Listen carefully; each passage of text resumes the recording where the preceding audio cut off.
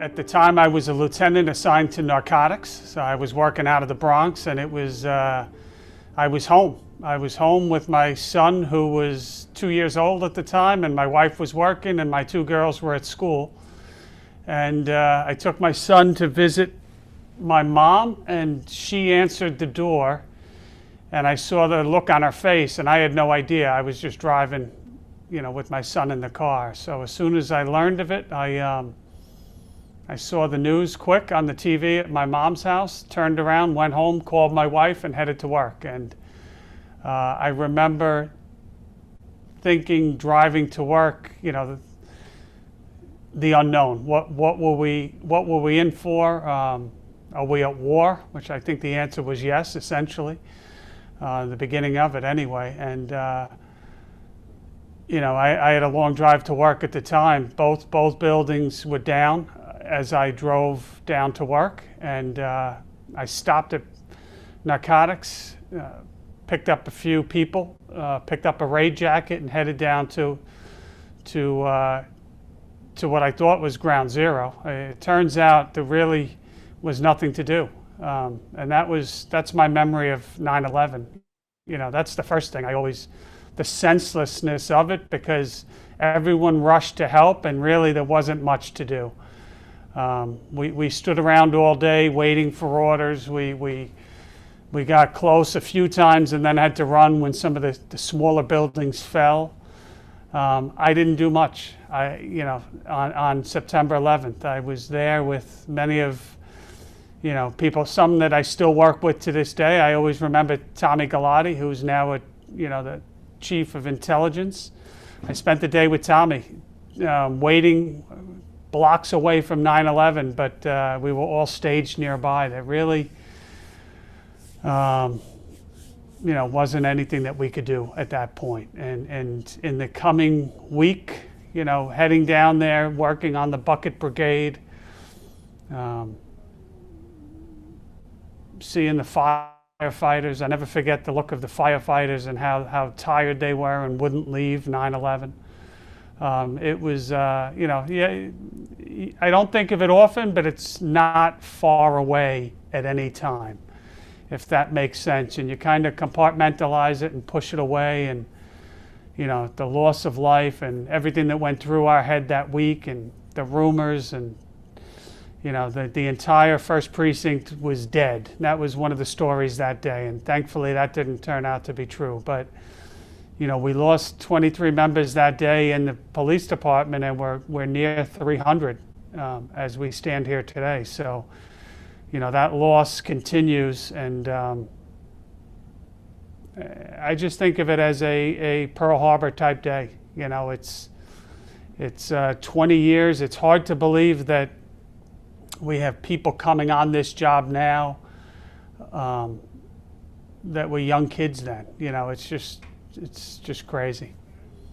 The 300 figure you mention are the number of people in the NYPD we have lost since September 11th to 9/11 illnesses. I want people to be able to just digest that, and the number continues to grow.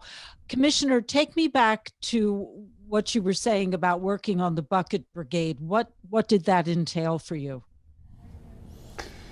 It was the week of September 11th, and I think everyone did the best they can in terms of organizing, and everyone wanted to help. They were telling us actually there was too many people, right? People were coming from all over the country, the National Guard, you had firemen, retired police, you name it, and just ordinary citizens. So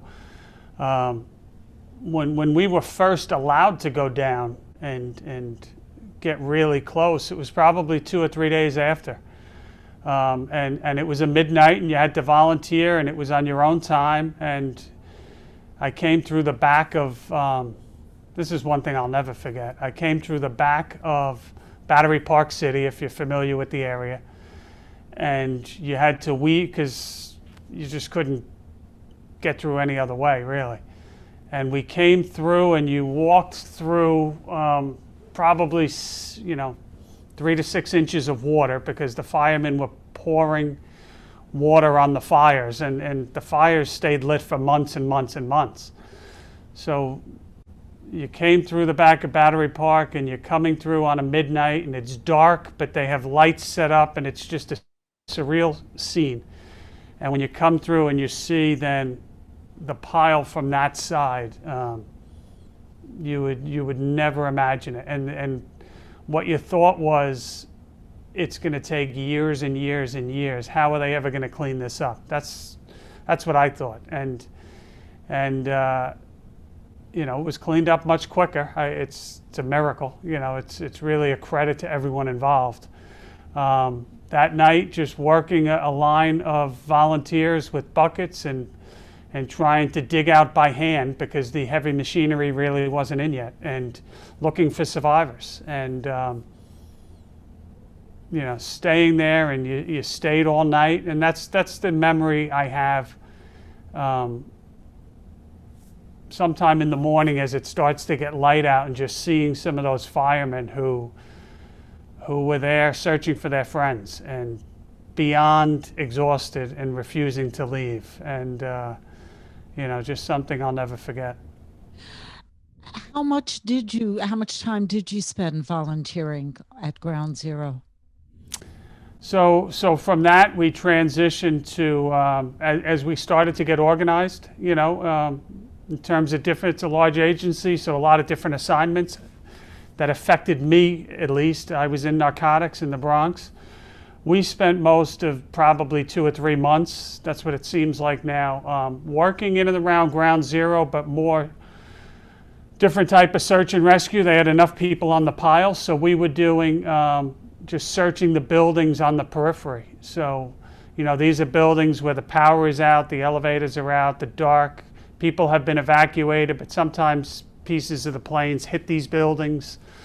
And then escorts in terms of allowing people to get, if you drew a large circle around that area, no one could get in, but people needed to get in and get their belongings if it's, you know, emergency type things. So a couple months doing that down there, and then on you know, a rotation basis working at the landfill in Staten Island. You were actually working there at the landfill? Oh, many times, yep. That was supposedly one of the most dangerous places to work in terms of future 9/11 illnesses. Well, I could tell you that when some of the first individuals that worked the landfill were our undercover officers. So they didn't, these are people that would go out and do buy and bust operations and things of that nature. And in terms of using every resource that we had, they were some of the first that were put there, figuring it was safe for them to go there, not blow their cover and their identity. And I'll tell you that they were there many weeks probably before I was, and when I got there, it was, you were handed a rake and you were sent out to a field that was maybe the size of a football field, and you're told to basically, in a line, sift. And you're looking for human remains, really. I could tell you that when you fast forward a year later, you would report to the same location to do the same job, but now they have decontamination tents set up and hot and cold washes, and it certainly changed a lot. So I would agree with you that you know, in terms of safety precautions, it changed quite a bit from when it started to when it ended. So how did you handle this? You're sifting for human remains. This is something that was just not even comprehensible before 9/11. We never thought anything like this could happen. Yeah, I would agree with that. You know, it's nothing that anyone should have to do. It was beyond human, you know. You couldn't describe it to someone that wasn't there. That's what I would say. So after about 10 minutes, everything looked the same. Everything had the same. And if anyone that was at the landfill knows what I was talking about, everything was the same color, the same consistency, but it felt hopeless, but you're doing it because you're trying to bring closure to people. So in the midst of that debris, maybe you find something. And maybe it's not just human remains, but maybe it's a wallet, or an identification card that made it through, and maybe that would mean something to a loved one. So that's the type of work that was going on. I will tell you though that it was, again, you'd have to be there because everything literally had the same look, consistency, and after that terrible attack and all the jet fuel and everything that came with it, it wasn't as if you're really being able to discern what you're looking through at a point in time.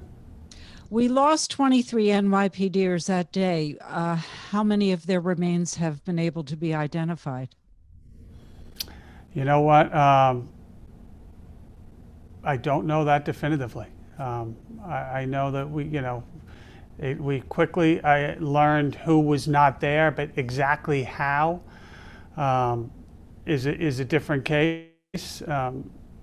So I would have to get back on definitive with that. But there were some stories of people that were recovered. Maybe they were hit with something that fell down, but I think that the reality is that for many of the people that were in those buildings, there was nothing left of them. True, 40% of those we lost that day entirely, the close to 3,000. Yeah. 40%, their remains have not been able to be identified to this day. And occasionally, maybe once or twice a year, we learn that somebody else has been identified. This is close to 20 years later. Yeah. Commissioner, I understand that you have suffered your own physical health problems as a result of 9/11. Well, I certainly have some sinus and asthma issues that I did not have before. I've had a number of surgeries, but I consider myself honestly to be pretty lucky. When you first come down with some symptoms and you see what some other people are going through, I consider myself pretty lucky. I also wanted to talk to you about the mental toll of 9/11. Those of you who were there that day, those of you who responded in the days after, including yourself, we're talking about post-traumatic stress. Do you feel that you have had that yourself? And if so, how does it manifest itself? I think that, thank you for asking that. I think that everyone handles it differently, and for me, I've always been able to compartmentalize, so maybe I keep too much internal.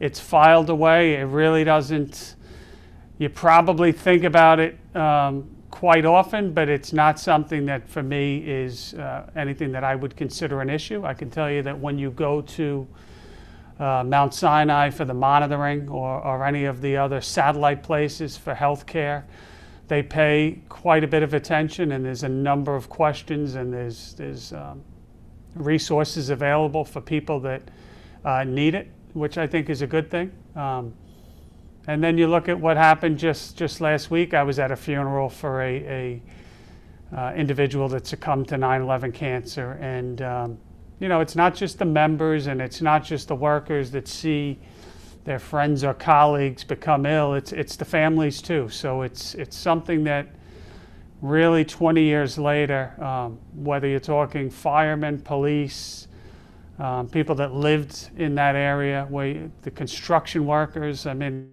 I remember many times thinking that's some sacrifice by those construction workers too, operating that heavy machinery to clear that area out. And when we go to Mount Sinai, this is who you see to this day. You sit, you wait for your examination. Hopefully the news is good, and you keep track of yourself, but you're sitting around in that waiting area while you're waiting to be seen. It's almost like a reunion in many ways. How did 9/11 change your life personally, and your thoughts and your beliefs, if at all? Wow. It certainly changed my life. You know, it's a great question. I'm not quite sure how to answer it. You know, on a personal level, I could probably talk for hours. My younger brother, joined the military after 9/11 and remains serving to this day. You know, I think that day really changed the course of not just, you know, anyone's individual status, the world. The world changed a little that day. Certainly there was terrorism before, but when you think of you know, how you go on a trip or go to a sporting event or anything else, with the security precautions that you go through, how we police New York City has certainly changed.